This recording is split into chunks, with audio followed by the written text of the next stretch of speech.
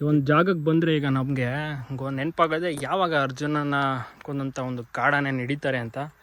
But ಅದಕ್ಕೂ ನಮ್ಮ ಹತ್ರ ಉತ್ತರ ಇಲ್ಲ. ಸೊ ಅದಕ್ಕೆ ಅಧಿಕಾರಿಗಳೇ ಹೇಳಬೇಕು.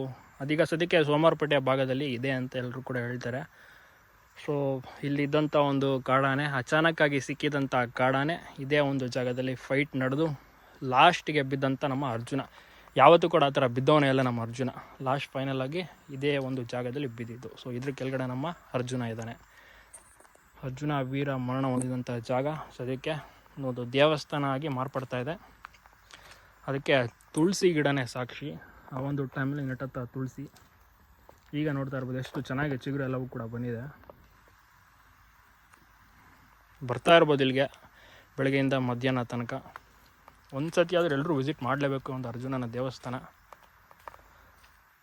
ಅರ್ಜುನ ನಮಗೆ ಯಾವಾಗಲೂ ಕೂಡ ಶಾಶ್ವತವಾಗಿ ಜೀವಂತವಾಗಿರ್ತಾನೆ ಅನ್ನೋಕ್ಕೆ ಈ ಒಂದು ಸಮಾಧಿನೇ ಸಾಕ್ಷಿಯಾಗಿರುತ್ತೆ. ಇಲ್ಲಿ ಒಂದು ದೇವಸ್ಥಾನದ ರೀತಿ ಸರ್ಕಾರ ಜವಾಬ್ದಾರಿ ತಗೊಂಡು ಮಾಡ್ತಾ ಇದೆ.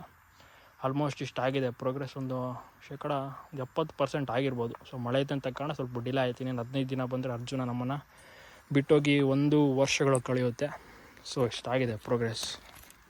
ಇನ್ನು ಮಾಡ್ತಾರೆ. ನೆಕ್ಸ್ಟು ಇನ್ನೊಂದು ಡಿಸೆಂಬರ್ 4 ಅಥವಾ 5ನೇ ತಾರೀಕು ಬಂದು ಕೂಡ ಒಂದು 1ನೇ ವರ್ಷದ ಪುಣ್ಯ ಸ್ಮರಣೆಯ ದಿವಸ ಕೂಡ ವಿಡಿಯೋ ಮಾಡೋಕ್ಕೆ ಪ್ರಯತ್ನವನ್ನು ಪಡೋಣ.